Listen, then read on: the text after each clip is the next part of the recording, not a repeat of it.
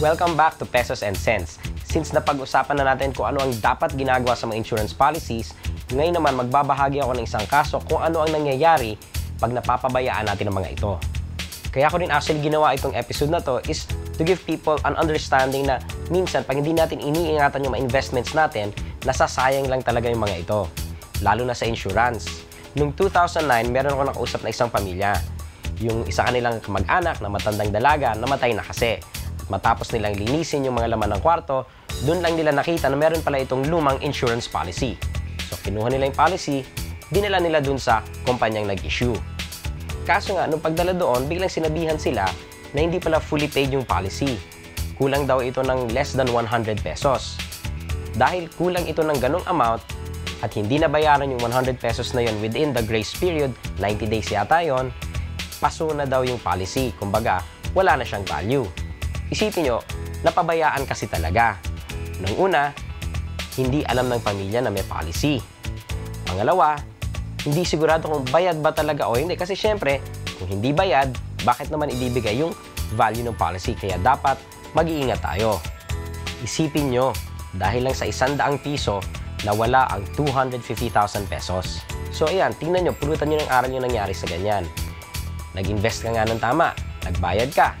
Pero dahil hindi mo inialagaan yung investments mo, wala ring nangyari dito. Maliban sa mga yan, meron pa akong ibang tips para sa inyo, kaya panoorin nyo ito.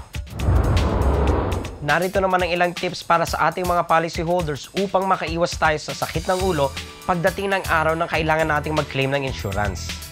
Siguraduhin nababayaran ang monthly premium regularly. Make sure na updated at regular ang pagbabayad mo ng monthly fees. Huwag pabayaang mag-accumulate ang late charges at lalong huwag pabayaan na hindi nababayaran ang monthly fees dahil kung bigla kang yumao at kulang ang payments, pwedeng ma-void ang policy at walang makukuha ang beneficiaries mo. Humingi ng certificate of full payment. Kapag natapos na sa lahat ng payments, humingi ng certificate of full payment mula sa insurance company para may proof na pwedeng ipakita when claiming.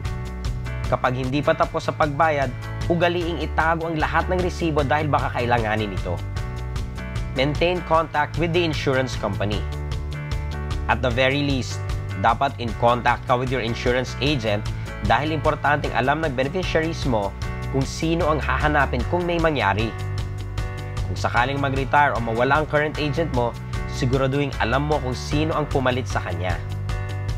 Keep all forms and requirements updated.